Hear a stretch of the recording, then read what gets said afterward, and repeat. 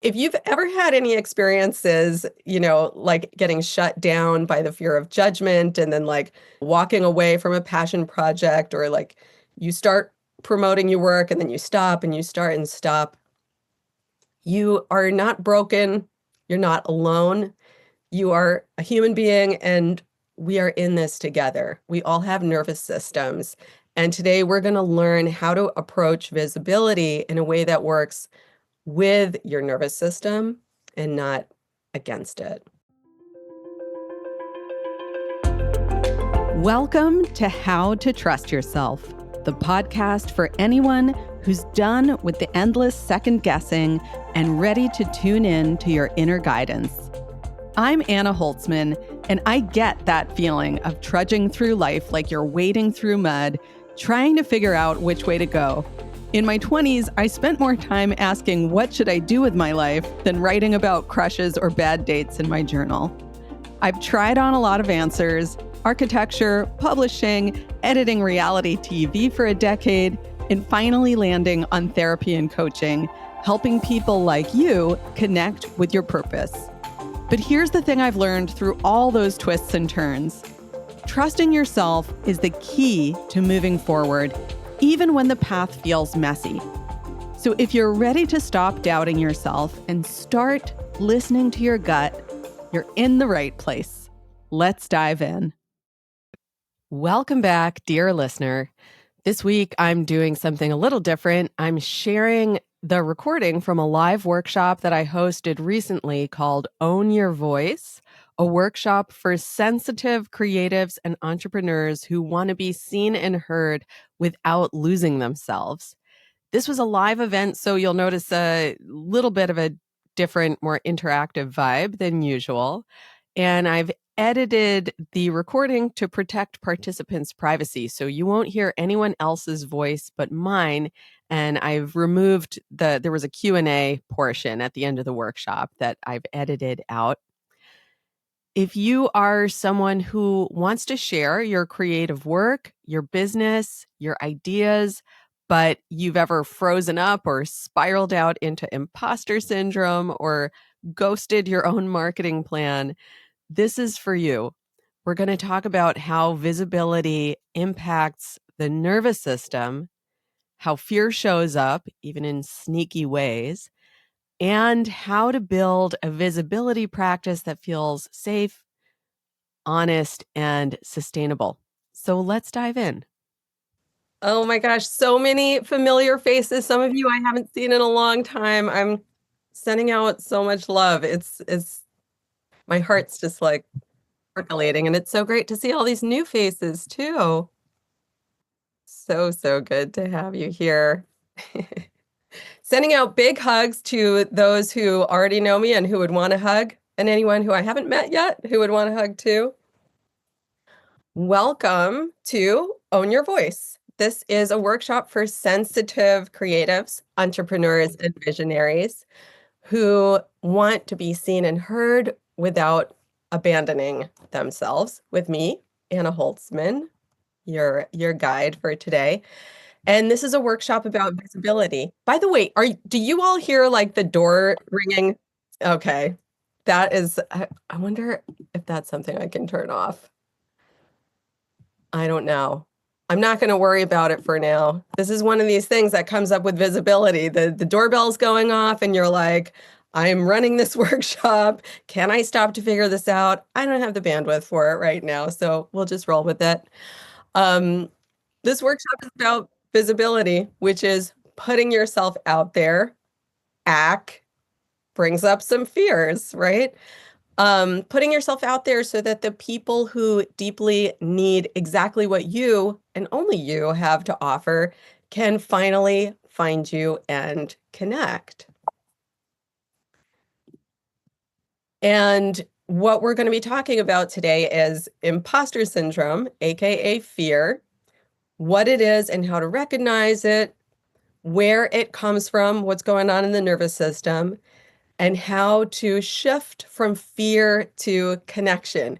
Because the funny thing about fear, especially like around fear of visibility, is that we are all in this together. We are all human beings with nervous systems. and we all get nervous when we're stepping in front of people. So when I woke up this morning and I knew I was leading this workshop, and this is, I've led workshops before, but this is new material that I haven't led amongst other humans yet. And so I woke up with those nerves and I was using all the tools that we're going to be going over today. So if you feel nervous when it comes to visibility, you're not alone. It's actually something that connects us with each other.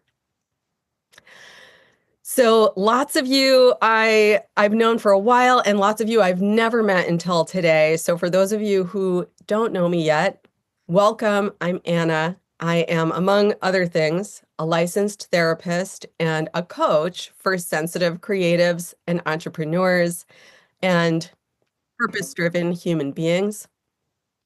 And I help my clients to stop spinning their wheels and finally launch the creative projects, the businesses, the offers that light them up. And one of my other roles is that I am a mom to 3 orange cats. So hopefully you can't see it, but I'm always covered in a veneer of cat hair when I'm here in my home office. And I would love to learn a little bit more about you all. So please pop into the chat. Where are you located? Where are you calling in from?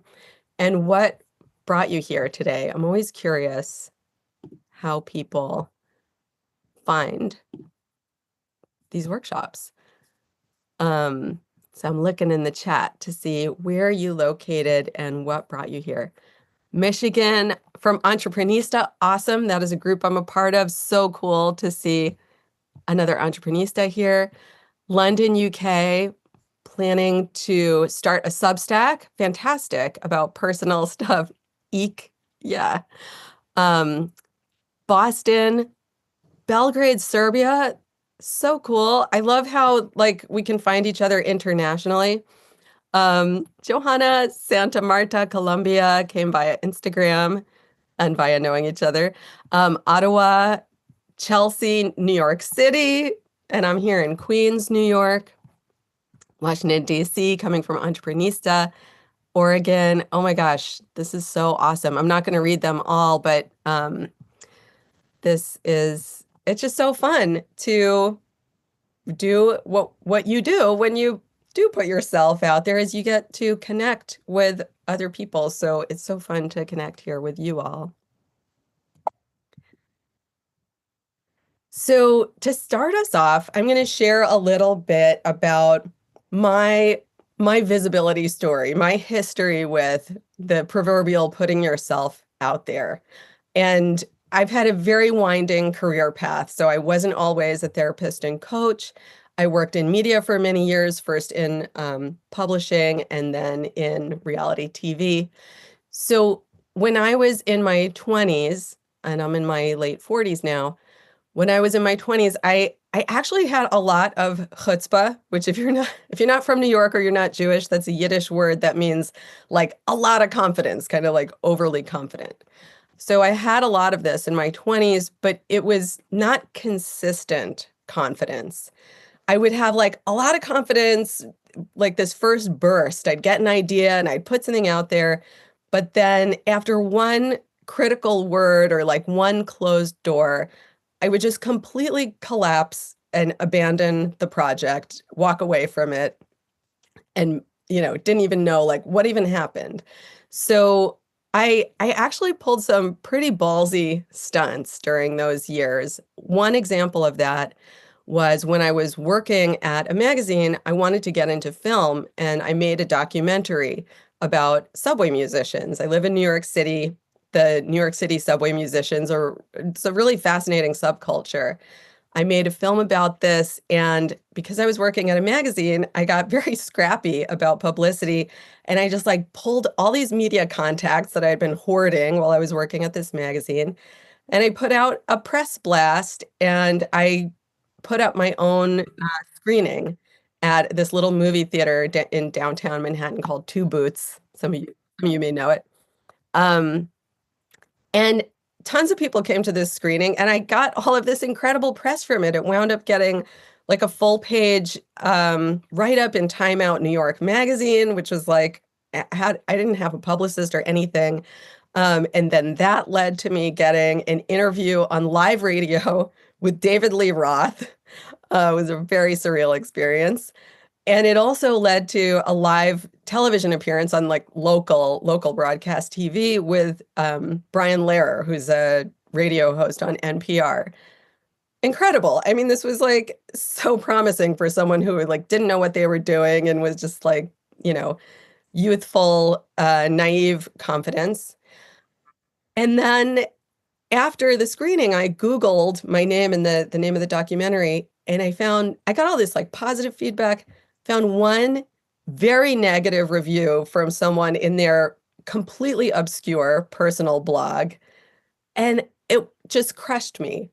And I was beside myself. And then I got a couple of no's from festivals, which is normal. You have to apply at a lot of festivals, but I that was it. I gave up, never worked on distribution again, completely walked away.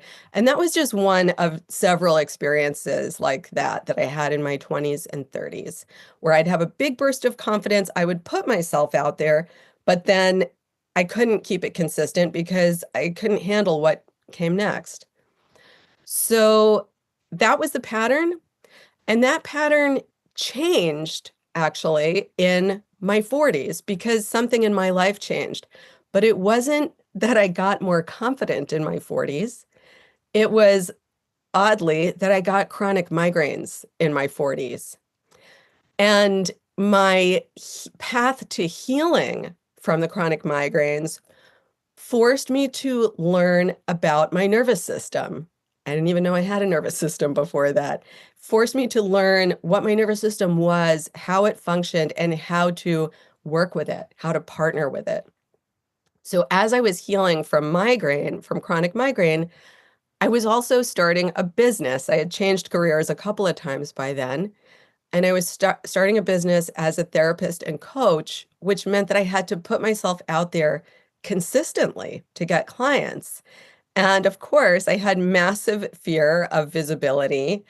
And I would notice that whenever I would like get ready to be on a podcast or to lead a workshop or even to like hit publish on an Instagram post, it would trigger the symptoms related to the migraine, like the head tension, the fatigue, the anxiety, all of that similar stuff. And what I realized was that all of those times that I gave up on my dreams in my 20s and 30s was because my nervous system was terrified of visibility.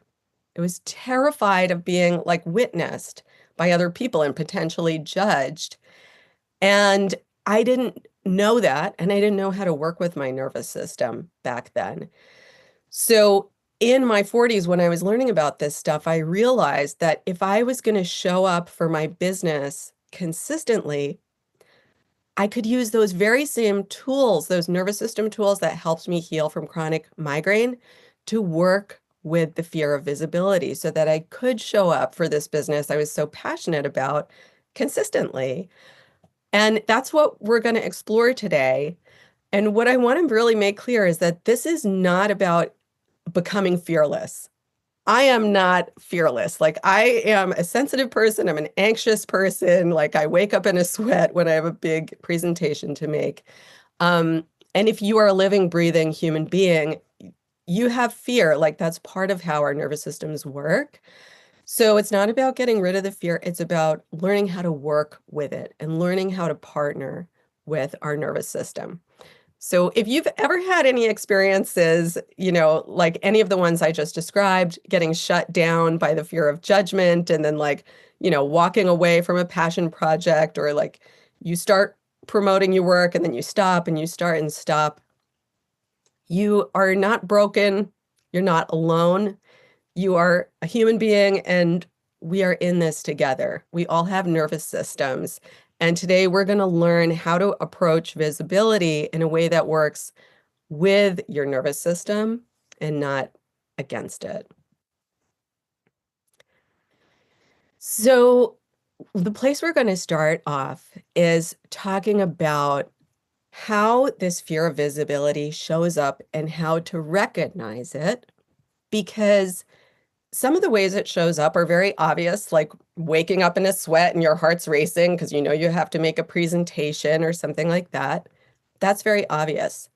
But fear of visibility can also show up in some like sneaky disguises that are so convincing, like they convince us that they're just logic and we don't realize that our nervous system is expressing fear. Some of these are some of the ways it can show up for me, and maybe you'll recognize some of these in yourself. Like it can be like, I had this idea, I'm really excited and passionate about it. And then I wake up the next day and it's like, I don't really think I'm interested in that. I just want to live a boring, easy life. I just want to relax. I'm not really interested in this idea. It's kind of like apathy. And that's the nervous system trying to pump the brakes, saying like, "Hey, I'm afraid to put myself out there. Let's just relax." Or like the constant tweaking and perfecting, like you're working on the website and it's got to be perfect and you know you need to hit publish, but it's like it's not ready yet, it's not ready yet. So that perfectionism, again, the nervous system's trying to pump the brakes. Similarly, there's the procrastination cycle, like I'll do this project right after this next family gathering, and then we have a trip coming up, and then this, that, and the other. Like it's not the right time yet. And it's never the right time, right? It's that, again, the nervous system pumping the brakes. And a big one, for me anyway, is the nervous system sending all of these imposter syndrome voices. All the voices in my head, like, who do you think you are? You don't know what you're talking about. People aren't going to be interested anyway. Why even bother? That is probably my nervous system's favorite way to try to pump the brakes because it's afraid of getting in front of people. So, what I want to invite you all to do is to think about like what are one or two ways that your fear loves to show up, like a favorite, and put it in the chat. And I'm inviting you to put it in the chat because what you're going to see as you read what other people are putting in there is that fear is not very creative or original. And that's what makes it easy to spot. Our fears are pretty cliche and they all tend to do similar or related things. So I'm just going to peek in the chat. We've got overthinking to convince myself not to take action. Yep, been there. Waiting for the perfect time. Yep. There's so many people with more experience than me. Yes, the comparison trap. I mean, I invite you to read these and see how very much not alone you are and how once you recognize what fear looks like, it becomes easier to say, "Oh, I see what's going on here." So, why does fear show up? Why does fear come up when we are getting ready to publish a website or make a speech or even just make an Instagram post? So, to your mind, it might feel like it's no big deal to do any of these visibility activities, but your nervous system is like, you can liken it to like a very nervous kid who's coming into the school cafeteria on the first day of school in a new school. Maybe they've just entered high school and they don't know anybody. I don't know if you had that experience, but I certainly did, walking into the cafeteria with the tray, looking around, totally scared. And, you know, the nervous system's like, oh my gosh, everybody's laughing at me. Nobody wants to sit with me. That's a lot of the time what our nervous system is perceiving when we're preparing to make ourselves visible in some way. But what if visibility felt more like making a friend? Felt more like stepping into a room of friendly faces and noticing, oh, that looks like a nice person I might want to connect with. Things would feel pretty different if the nervous system was in that mode before making an Instagram post or publishing a website or making a speech. However, when our nervous system is in the threat response mode, shifting our perception is more than just a mindset adjustment. And here's a little more in-depth discussion of the nervous system. So I'm not going to use any fancy neuroscience language because not that there's anything wrong with it, but what I don't want to do right now is overwhelm your nervous systems. When we like are learning new things or like big fancy words, that can be one of the things that gets our nervous system a little activated. So I'm going to use very ordinary everyday language to describe how the nervous system functions. And in the most simplistic of terms, you could say that the nervous system has a switch and there's two settings. There's danger mode and safety mode. When your nervous system, not your logical mind, but your nervous system feels like things are not safe, the switch is on the danger mode. And when it feels like things are safe here, it's on the safety mode. And how do we recognize which mode our nervous system is in? When the switch is flipped to danger mode, the nervous system is automatically scanning for threat. So it's walking into that cafeteria and it's looking around and it's like, everybody hates me. Everybody looks like they're already in a clique and they don't want a new friend, or those people are laughing. They must be laughing about me. When the nervous system is in danger mode, you will also feel this sense of disconnection from yourself. You might feel like disembodied, out of touch with your own physical body. You might feel like you're watching yourself from above and you're like your mouth's moving, but you don't even know what you're saying. In the danger mode, the nervous system is focused on short-term goals like get out, get in or get out, let's find safety. And so when it comes to visibility, the nervous system might be looking for like, oh, we've got to go viral. Like, I'm going to make this post. It's got to go viral. And if it doesn't, everybody hates me and I'm going to shut it all down. And this takes a lot of energy and it leads to burnout. And that amplifies the fear in the nervous system. So now we're in this like self-perpetuating cycle of like, I don't want to put myself out there. How do we recognize when the switch in the nervous system is flipped to the safety mode? And this is not such a binary, like we're usually somewhere on a gradient, right? But for the sake of simplicity, when a nervous system is in safety mode, we step into that metaphorical cafeteria and the nervous system is seeking connection. It's like, oh, that person looks friendly. Oh, look, they're smiling. Oh, that person's wearing the same color shirt as I am. Maybe we have something in common. When the nervous system is in safety mode, you'll feel more connected to yourself, more grounded in your body, more connected to what you're saying when you're speaking. You have access to long-term vision. So I'll use Instagram again as an example. Like instead of going on there and saying, oh, I'm going to hit send and I hope it goes viral, it's like, I'm going to say something here because I want to form relationships with people. And so I'll say something that's meaningful to me because I want to meet other people that maybe feel similarly. This is energetically sustainable. This leads to connection, and connection is very nourishing. It's energetically sustainable, and so it fortifies our nervous system and expands our capacity for more visibility. So the question is, how do we get more of that safety mode? How do we get more of that sustainable experience with visibility, with putting ourselves out there? And to explore that, we have to talk about how do we soothe our nervous system and bring more feelings of safety into our nervous system. One of those ways is taking a sip of water.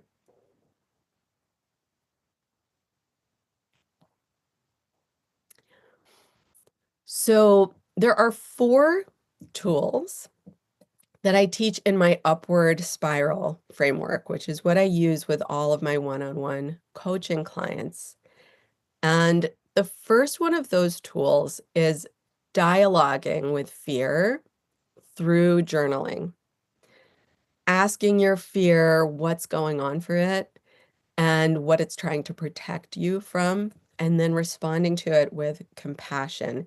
And that's something we're going to explore in a bite-sized way in a few moments. The second tool is graded exposure. So this is about taking like the big moves that you want to make that your nervous system's like, whoa, that's too much. I'm scared. Breaking them down into bite-sized pieces. So we can dip one toe in the water at a time. And as we dip in one toe at a time, we get acclimated to that water and we expand our capacity to take the next step. The third tool is self-soothing. This can be really simple, but we have to be aware that our nervous system is in fear to recognize like, oh, my nervous system needs to be soothed. And then we can go to any kind of tool that helps you uniquely self-soothe. You know, yours might be different from mine. Some of mine, for example, are going for a walk, taking a long hot shower, maybe dancing around to some music, letting your body move, yoga, whatever works for you, whatever you find soothing. I obviously find putting a hand on my chest soothing. That's why I'm instinctively doing it right now.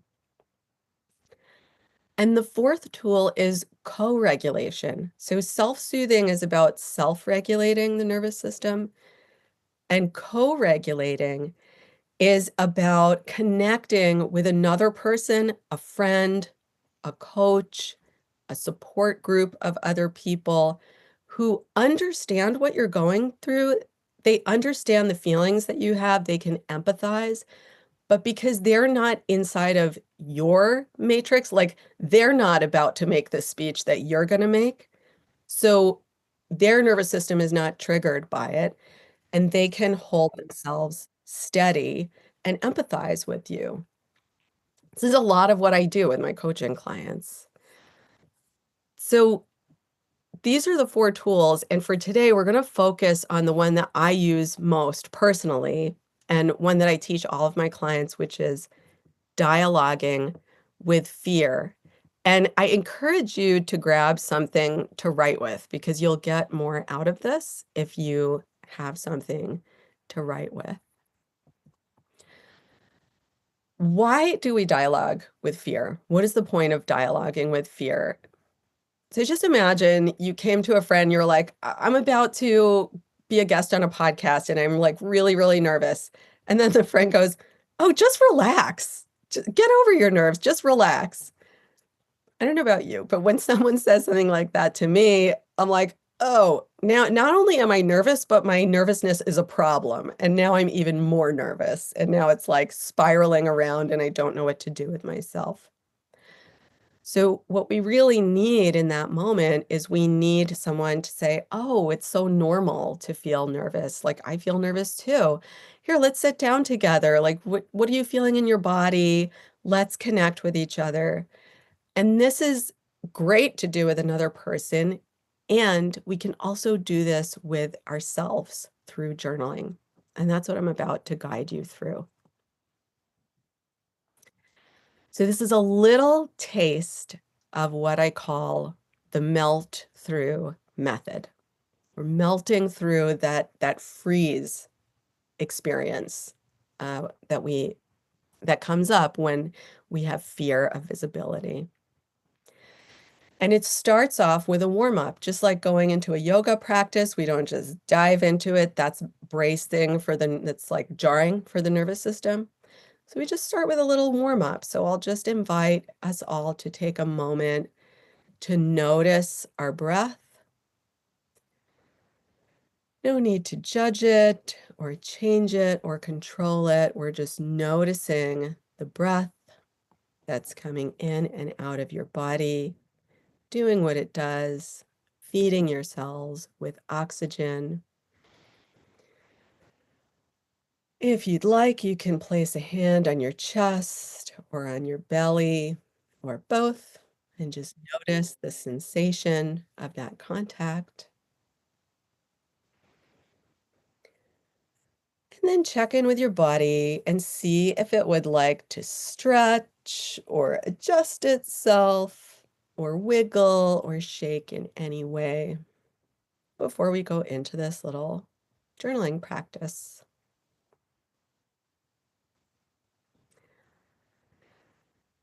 And so I'm going to lead you into a short writing prompt now. I'll guide you through it beat by beat. And I'll first invite you to just imagine that you're getting ready to do something that has to do with visibility that might make you nervous. Maybe it's something you experienced recently or something you're preparing for. Maybe it's like you want to make an Instagram post about something you care about. Maybe you want to share a poem with somebody else. Maybe you're about to make a speech on a stage. Maybe you're about to perform some music. Maybe you're about to make an ad for your business. It doesn't matter what it is. Just bring that thing to mind. And now notice how your body is responding to it. Are you feeling tightness in your chest? What's happening with your breath? Is your breath a little bit shallow? Are you feeling sweaty palms? Is there some like subtle tightness in your belly? Just noticing whatever is going on in your body. And now I'm going to guide you through these journaling prompts. I want you to ask your body tension, dear body tension, what are you feeling? What emotions is your body tension feeling? And just let your body answer you on the page, stream of consciousness. I'm just going to pause for a few moments. No need to think about this or judge it. Just let whatever comes out on the page come out on the page. Dear body tension, what emotions are you feeling?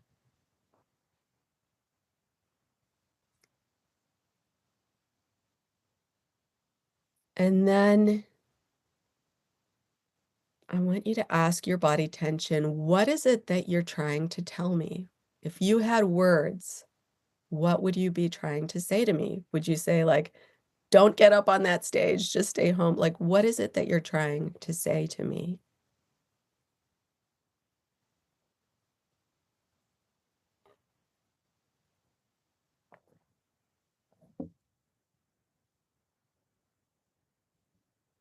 And finally, I want you to ask your body tension, what are you trying to protect me from? Are you trying to protect me from being judged, from being booed off stage? I don't know. What is it that your body is trying to protect you from? And just let it answer on the page.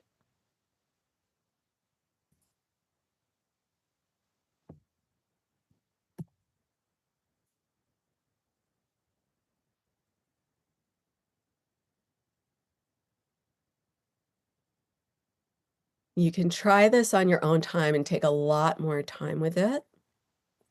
But for the sake of this workshop, we're just going to keep it really brief.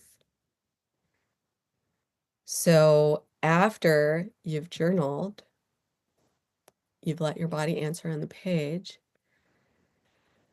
I invite you to take a breath, take a beat, check in with your body, see if it wants to wiggle, do some shoulder rolls, maybe stretch the arms. And there's a second part to this journaling. So I invite you to pick your pens up again, and I want you to give that fearful part of your nervous system, that scared nervous system, a compassionate response.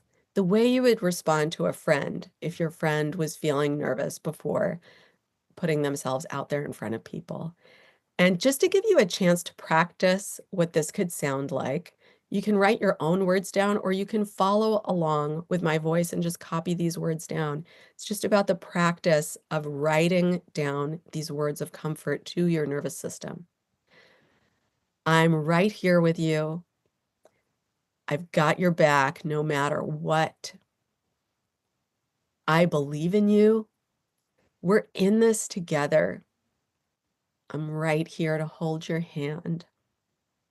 I love you. I am so proud of you for trying new things. I've got you. And you're already doing the thing. Just by writing about it, you're already stepping into it. You're already doing the thing.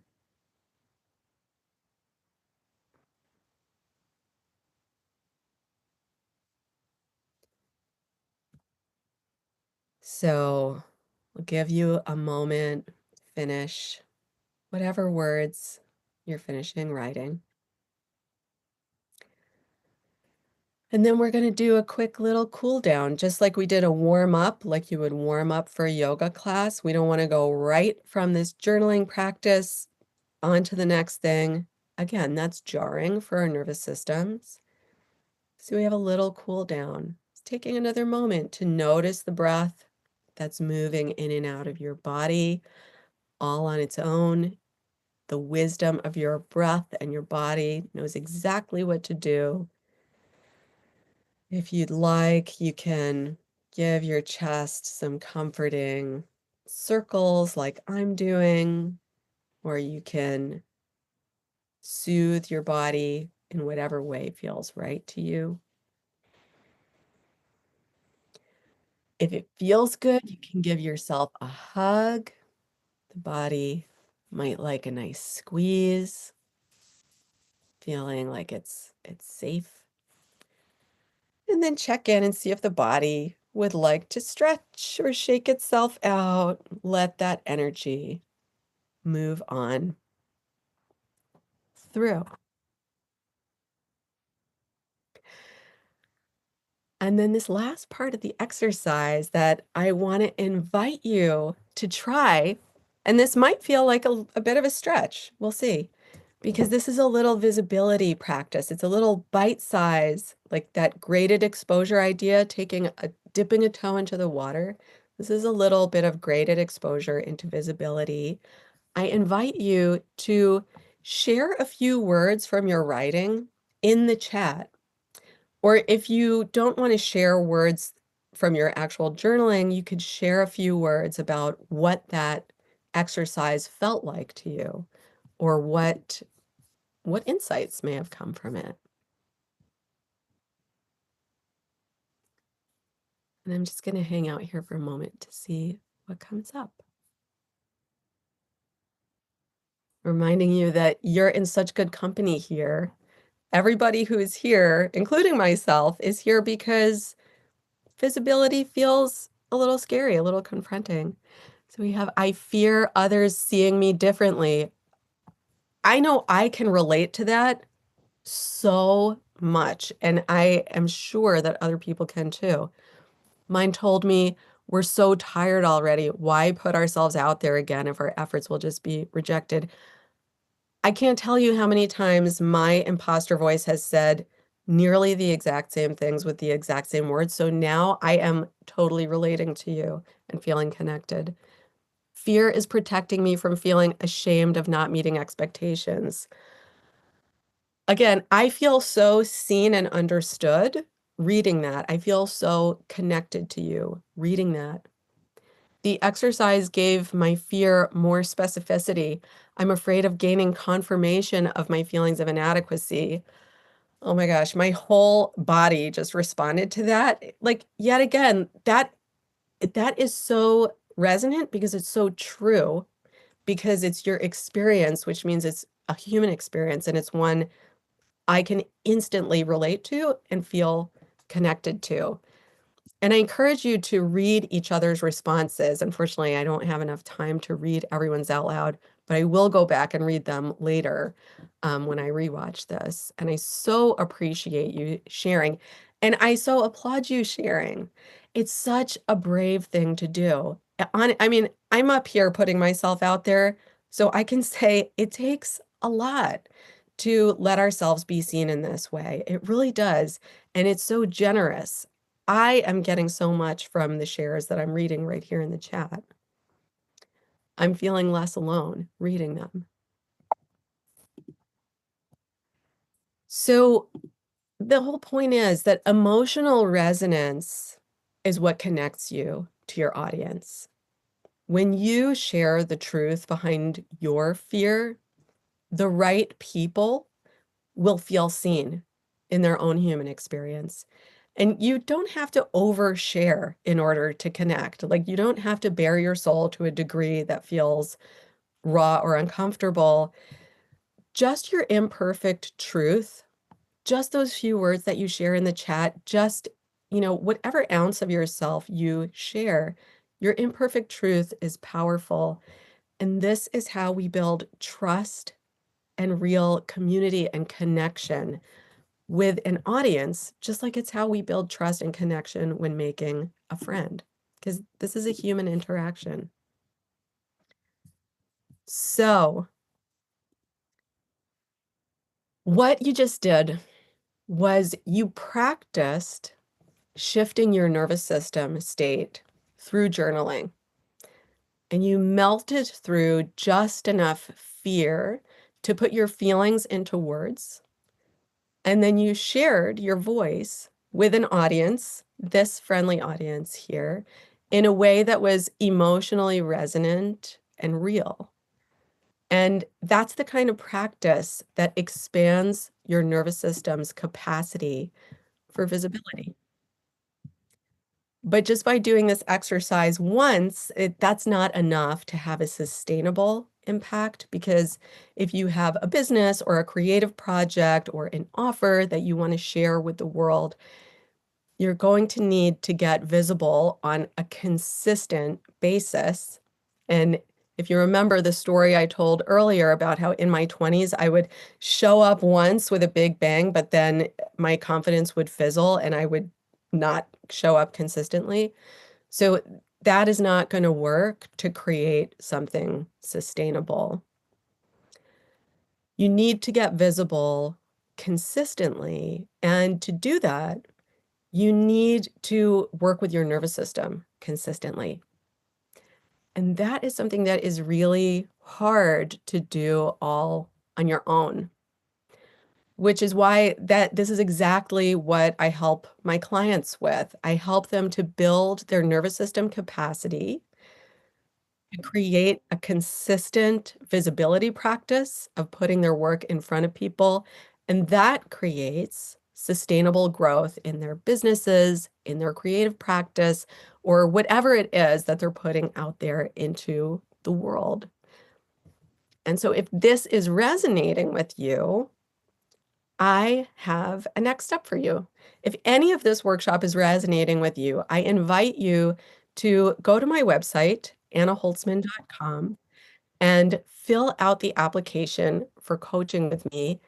And here's why I want you to do this, because even if you're not sure if you're ready to work with me or if you are ready to work with a coach, filling out this questionnaire is going to give your nervous system some graded exposure to putting yourself out there, because the questions are designed to guide you through a process of clarifying your vision and communicating it in a direct way.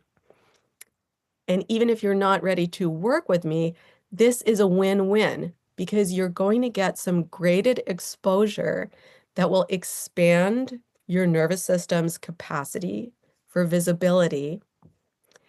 And for me, reading your answers is a really great form of market research, because if this workshop is resonating for you, that means you are my people. And it really helps me to learn what my people are dreaming about and where you're getting stuck, so that I can figure out how to better help you get unstuck and launch those dreams into the world. So go to annaholtzman.com, fill out the application form, and I want to offer your nervous system some motivation, because putting yourself out there can be scary to your nervous system, even if your mind logically knows this is a no commitment activity. I know that when I applied to work with my coach, I got nervous filling out the application because I had to say my dream out loud. I had to put it into writing, and that was scary to my nervous system.